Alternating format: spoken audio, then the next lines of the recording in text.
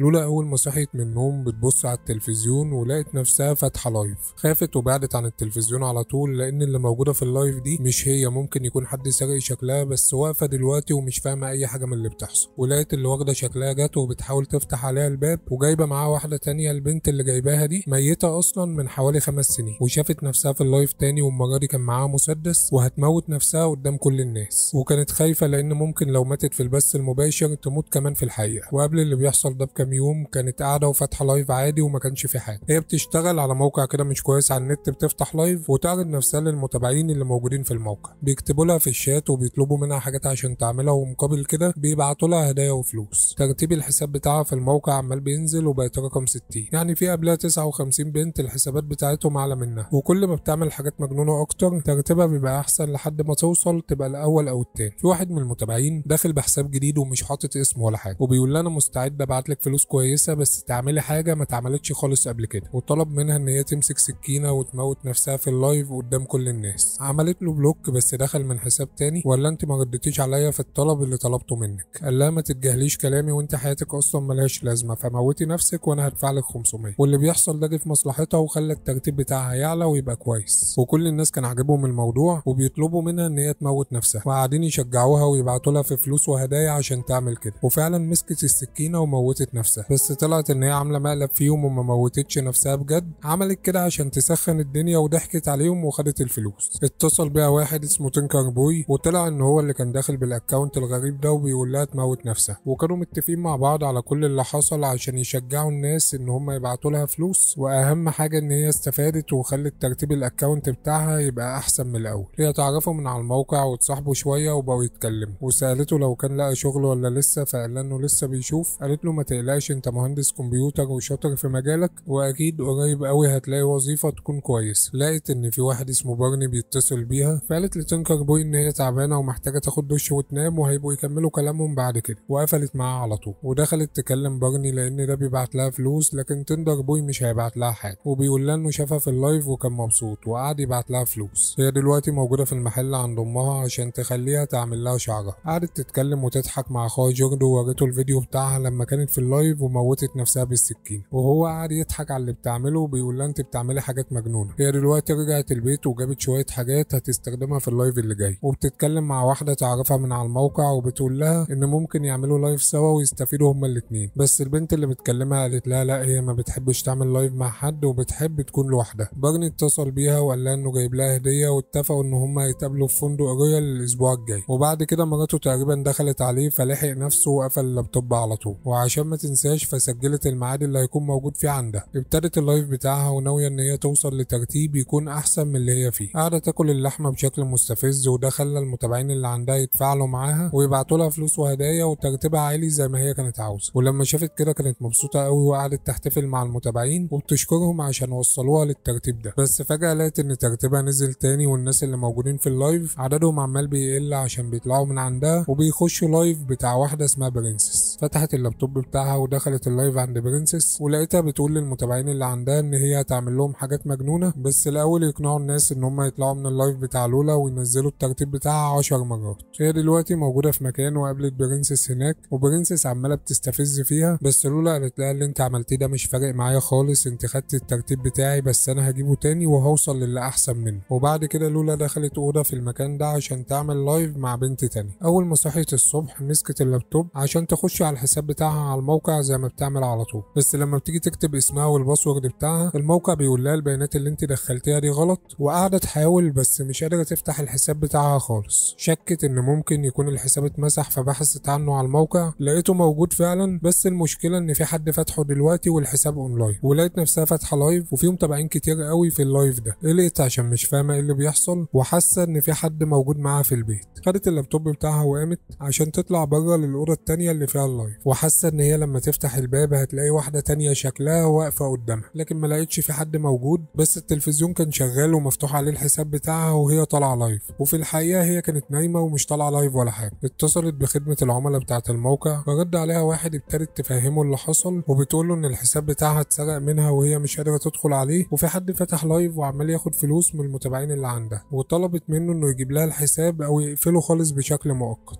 لكن قال لها اللي فاتحه لايف دلوقتي هي صاحبه الحساب، وانه مش هيقدر ويقدر يساعدها في اي حاجه. وهي دلوقتي شاكه ان اللي واخد الاكونت بتاعها جايب لها فيديو من اللايفات بتاعتها القديمه اللي كانت عاملاها قبل كده وعامل له لايف تاني، يعني ده فيديو قديم ومتسجل. دخلت باسم تاني وبتتكلم على الشات، بتحاول تفهم الناس ان اللي موجوده في اللايف تبقى واحده تانية ومش هي. ما اديتهاش فرصه وعملت لها بلوك على طول. دخلت بحساب تاني وبتسالها هو ايه اللي بيحصل عشان بتحاول تفهم اي حاجه. لقيت نفسها اللي هي في اللايف بتقرب من الشاشه وبتبص لها وبتتكلم معاها كمان، فخافت وبعدت عن التلفزيون وقفلته خالص. وكده فهمت ان ده مش فيديو قديم ومتسجل ليها قبل كده زي ما هي كانت فاكره الاول، لا ده فعلا لايف وهي اصلا ما سجلتش الفيديو ده قبل كده، دي حاجه معموله جديد. راحت المكان اللي كانت فاتحه منه لايف امبارح وبتقول لهم ان هي شاكه ان برنسس ممكن تكون هي اللي سرقت الحساب بتاعها عشان كانت فاتحه من على اللابتوب اللي موجود في المكان. فبرنسس بتقول لها يعني انا هاخد الحساب بتاعك وابيعه لواحده تكون شبهك؟ القصه دي مش منطقيه خالص، وانا مش محتاجه ان انا اخد الحساب بتاعك لان حسابي اعلى منك. وفهمتها ان هي ما خدتش حاجه، كانت موجوده في المحل عند امها وفجاه لقت تينكر بوي جه عندها وجايب لها ورد وبيقول لها ان هي كان شكلها جميل في اللايف بتاع امبارح، وهو كده بيتكلم عن اللي واخده الحساب بتاعها وبتقول له ما ينفعش اللي انت بتعمله ده عشان احنا ما اتفقناش ان احنا نتقابل. قال لها ما اتفقناش ازاي يعني؟ ما انت اللي قايله لي ان انا اجيلك المحل بتاع مامتك. باين عليه انه عنده مشكله نفسيه وابتدى يتوتر، بس هي قالت له ممكن تهدى شويه وتمشي من هنا وبعد كده هنتكلم. كانت موجوده في الحفله بتاعت عيد ميلاد اخوها واللي سرق الاكونت منزل لايف، واصحاب اخوها قاعدين بيشوفوا اللايف ده، ولما شافوها واقفه قصادهم قاعدين بيبصوا لها وبيضحكوا. واخوها مسك صاحبه وعمال بيضرب فيه بعد ما شاف الفيديو عنده على الموبايل. وامها شافت الفيديو وعرفت ان هي بتعرض نفسها لايف، ولولا اتضايقت وسابت الحفله ومشيت. بتشوف لايف جديد ليها شغال دلوقتي، وفجأة مسكت مسدس والمتابعين عمالين بيبعتوا لها فلوس وبيشجعوها عشان تموت نفسها، وترتيبها عمال بيعلى وفي ناس كتير قوي بيشوفوا اللايف ده. شايفة اللي بيحصل ده وخايفة لأن ممكن لو ماتت في اللايف تموت فعلا في الواقع. وفجأة مسكت المسدس وموتت نفسها، ولولا كانت أعصابها بايظة خالص وعمالة تعيط. بس قامت تاني وطلعت ان هي كانت بتعمل مقلب عشان تسخن اللايف وتكسب فلوس زي ما عملت قبل كده في الفيديو بتاع السكين. اتصلت بالبوليس وطلبت منهم ان هم يجوا لها عشان يشوفوا لها حل في اللي بيحصل. البوليس جه وخلتهم يشوفوا اللايف اللي شغال دلوقتي، بس هم كانوا متضايقين منها عشان هي بتشتغل في حاجه شمال ومش كويس، وافتكروها ان هي عندها مشكله نفسيه او بتشرب حاجه، وقالوا لها لو انت خايفه ومتضايقه من اللايفات اللي بتشوفيها ما تدخليش على النت تاني. قابلت بارني في الفندق زي ما كانوا متفقين وقاعدين بياكلوا سوا، وبتقول له ان هي هتقوم 5 دقايق بس هتخش الحمام وهتيجي تاني. شاف على الموبايل بتاعه ان لولا اونلاين دلوقتي وفاتحه لايف، راح لها الحمام ومسكها وبيقول لها لولا دلوقتي فاتحه لايف وانت شكلك نصابه وانا مش هسيبك الا ما افهم انت مين. قدرت ان هي تفلت منه ومشيت على طول، ركبت العربيه بتاعتها وطلعت الصاعق الكهربائي عشان تدافع عن نفسها لو بارني فكر يجيلها تاني. قاعده في البيت وشايفه النسخه بتاعتها اللي في اللايف، ومعاها بنت تانية اسمها هانا ودي ميته بقالها اكتر من 5 سنين. هما الاتنين بيحاولوا يفتحوا باب الاوضه على لولا، كانت خايفه وبتحاول تمنعهم ان هم يدخلوا الاوضه وبتقول لهم انتوا مين وبتعملوا ايه في بيتي. ودخلوا الاوضه بس اللي موجوده في اللايف وهي نسخه من الاوضه الحقيقيه بتاعت لولا. مسكت صوره جوردن اخو لولا وعماله بتشتم فيه قدام المتابعين. لولا اتضايقت وشتمتها ومسكت اللاب وعماله تكسر فيه. دخلت على الانترنت ولقت ان تينكر بوي موجود في الاصدقاء عند كذا بنت من اللي بيعملوا لايفات مع النسخه بتاعتها، ففهمت ان ممكن يبقى ليه علاقه باللي بيحصل لها. هي تعرف المكان اللي ساكن فيه بس ما تعرفش بيته وانهي واحد في دول. قعدت تخبط على اي باب بشكل عشوائي لحد ما وصلت للبيت بتاع تينكر بوي وخلاها تدخل.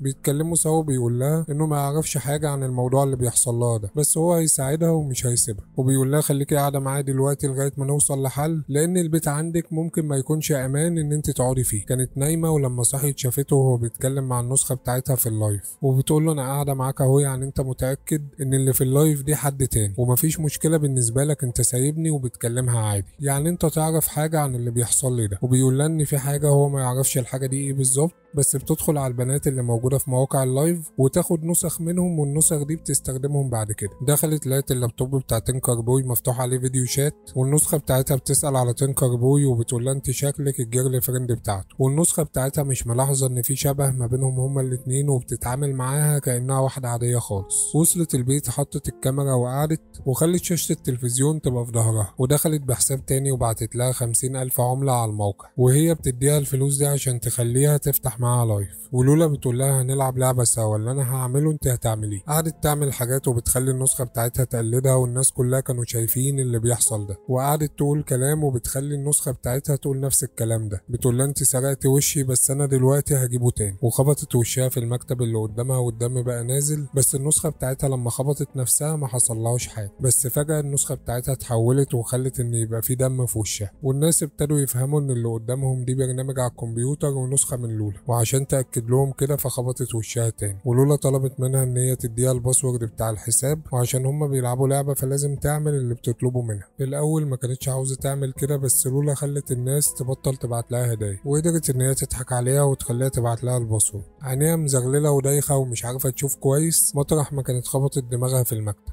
خدت الباسورد اللي هي بعتته ودخلت على الحساب، وبعد كده مسحت الحساب بتاعها خالص من على الموقع. قعدت تعيط ومناخيرها اتكسرت ووشها كمان كله دم، ومش مصدقه اي حاجه من اللي بتحصل. واللي حصل ده عدى عليه شويه وقت ووشها كان خف شويه، وخلت امها تعمل لها ميك اب وتخلي وشها ما يبانش عليه اي حاجه. وعملت حساب جديد وغيرت في الستايل بتاعها وابتدت تطلع لايف تاني، وبتقول لو في حد اخترق الحساب بتاعها زي ما حصل قبل كده هتعمل حسابات تانية ومش هتبطل لايف خالص. هتلاقيني سايب لك اسم الفيلم وكل التفاصيل في اول تعليق. اشترك في القناه وفعل الجرس، واحلى سلام عليك يا بشواتي.